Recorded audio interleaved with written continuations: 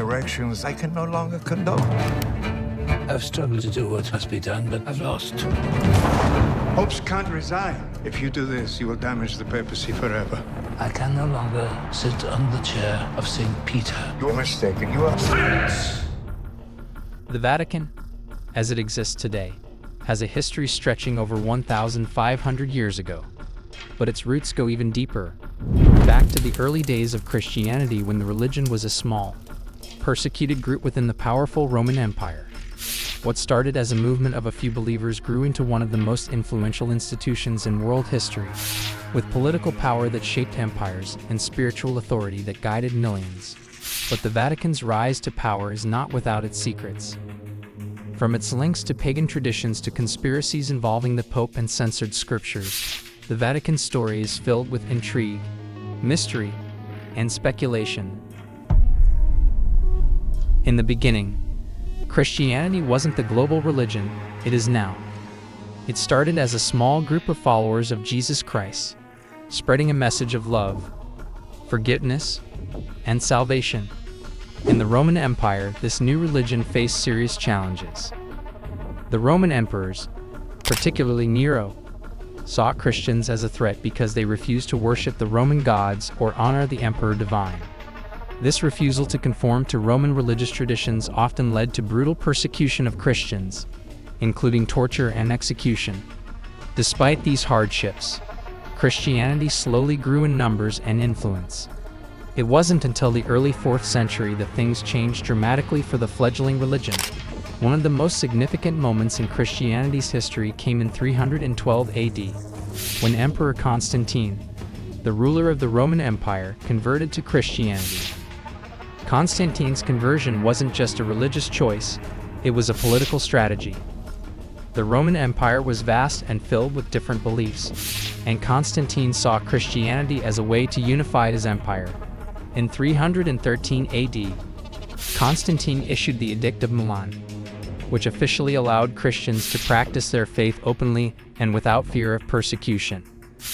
This was the beginning of the Christian Church's rise to power, laying the foundations for what would eventually become the Vatican.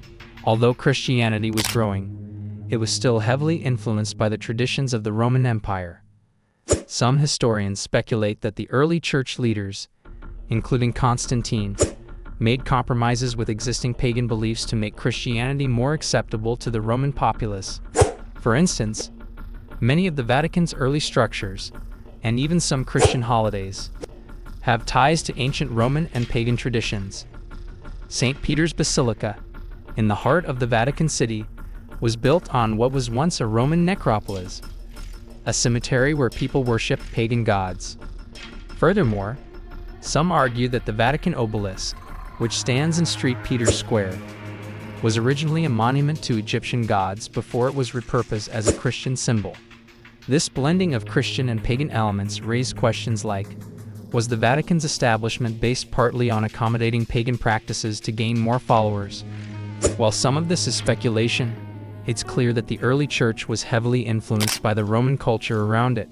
As Christianity spread, the bishops of Rome, who would later be known as popes, began to gain more influence, and by the time the Western Roman Empire fell in 476 AD, the Catholic Church had already positioned itself as a powerful institution. The fall of Rome didn't weaken the Church, it made it stronger.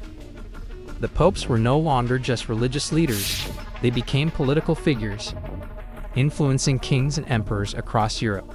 One event that contributed significantly to the Church's growing power was the donation of Constantine. This document, supposedly written by Emperor Constantine, granted the Pope control over vast territories in Italy and authority over all Christian churches. For centuries, the donation was used to legitimize the Pope's political power. However, in the 15th century, scholars discovered that the donation of Constantine was a forgery. But despite this, it had already helped the papacy secure significant power. This use of a false document to gain influence reflects the Church's determination to establish itself as both a spiritual and political force. By the 11th century, the Catholic Church was not just a religious institution, it was a political and military power. One of the clearest examples of this was the Crusades, a series of military campaigns launched by the popes to reclaim the Holy Land from Muslim rule. The First Crusade began in 1095 when Pope Urban II called on Christians to take up arms and retake Jerusalem. During the Crusades, one group in particular rose to prominence, the Knights Templar. Originally formed to protect Christian pilgrims traveling to the Holy Land, the Templars quickly became one of the most powerful organizations in Europe. They accumulated wealth, owned vast lands, and even operated their own banking system. However, their wealth and power eventually made them enemies. In 1307, King Philip IV of France, who was deeply in debt to the Templars, conspired with Pope Clement V to have the order disbanded. The Templars were arrested on charges of heresy, and many were executed. Their treasure, however, was never found, leading to speculation that it might be hidden somewhere, perhaps even within the Vatican itself. One of the most controversial aspects of the Vatican's history is the accusation that the Church had censored parts of the Bible to control people. Over the centuries, many versions of Christian scriptures existed, including the Gnostic Gospels, which offered different perspectives on the teachings of Jesus Christ. These texts were often suppressed or deemed heretical by the Church. Some conspiracy theorists argue that the Vatican deliberately chose which books to include in the Bible to shape Christian doctrine in a way that solidified the Church's control over believers. These decisions were made during councils like the Council of Nicaea in 325 AD, where church leaders gathered to determine the official version of Christian teachings. Critics suggest that by omitting certain texts, the Church was able to control the narrative of Christianity, emphasizing obedience to authority and discouraging independent spiritual exploration. One of the most mysterious aspects of the Vatican is its secret archives, a collection of documents, texts, and artifacts that are kept locked away from public view.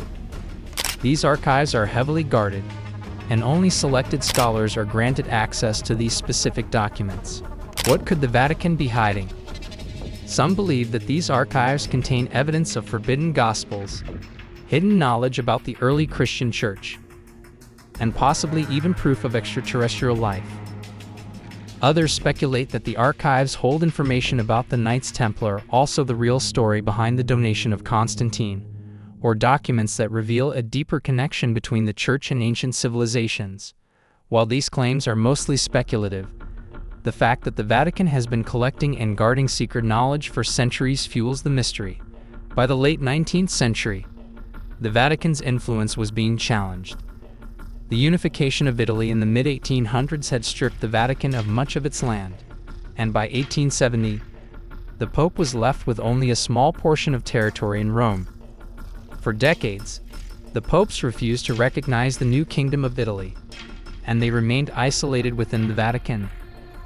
One of the more persistent conspiracy theories involves the idea that certain popes have been part of secret societies, such as the Illuminati or the Freemasons, and that they wield their influence behind the scenes to control global events.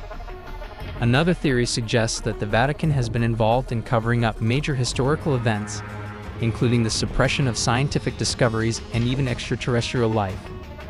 Some believe that the Vatican's involvement in astronomy points to hidden knowledge about the cosmos that has been kept from the public. While these theories are largely speculative and lack concrete evidence, they persist because of the Vatican's history of secrecy and control. From its early days in the Roman Empire to its role as a sovereign state, the Vatican has played a key role in shaping the course of Western history. But with this power comes secrecy. Whether it's the hidden archives, the lost treasures of the Knights Templar, or the Church's involvement in shaping Scripture, the Vatican continues to hold mysteries that may never be fully revealed. And as long as these secrets remain locked away, the world will continue to speculate about what the Vatican knows and what it's hiding. In the end, the Vatican's enduring influence lies not only in its spiritual authority but also in its ability to maintain control over knowledge, history, and power. If you enjoyed watching this video, please like and also leave a comment for us below. Let us know what you think. You could also subscribe to our YouTube channel to keep up to date with our fascinating stories of the past. Until next time.